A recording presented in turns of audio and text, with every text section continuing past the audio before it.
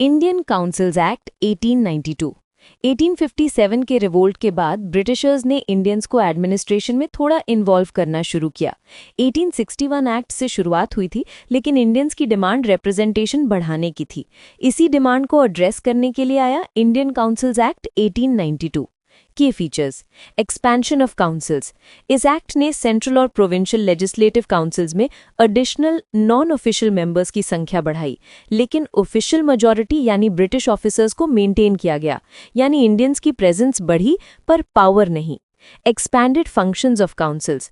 Councils को पहली बार budget discuss करने की पावर दी गई। मेंबर्स क्वेश्चंस पूछ सकते थे एग्जीक्यूटिव से, लेकिन सिर्फ आंसर लेने तक सीमित। न वीटो था न अमेंडमेंट पावर, मतलब थोड़ा वॉइस मिला लेकिन डिसीजन मेकिंग पावर नहीं।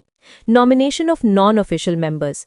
नॉन ऑफिशियल मेंबर्स को नॉमिनेट करने का सिस्टम इंट्रोड्यूस किया गया। Central legislative council viceroy nominate करेगा, लेकिन रिकमेंडेशन आएगी प्रोविंशियल लेजिस्लेटिव काउंसिल्स और बंगाल चेंबर ऑफ कॉमर्स से।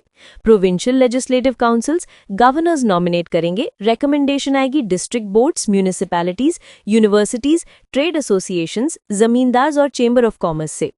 Indirect use of election.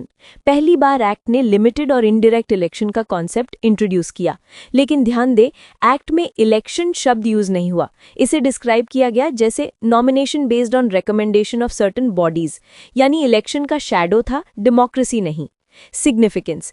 Indians को काउंसिल्स में थोड़ी जगह और बोलने का मौका मिला, पर ब्रिटिश गवर्नमेंट ने रियल पावर अपने पास ही रखा। ये एक्ट बना एक स्टेपिंग स्टोन, ताकि आगे जाकर मॉडली मिंटो रिफॉर्म्स ने इंडियंस को थोड़ी ज्यादा रिप्रेजेंटेशन दी। 1861 एक्ट इंडियंस काउंसिल में पहली बार आए एंड 1892 एक्ट इंडियंस की संख्या और डिस्कशन पावर्स थोड़ी बढ़ी, लेकिन ऑफिशियल मेजॉरिटी और रियल पावर ब्रिटिशर्स के पास रही।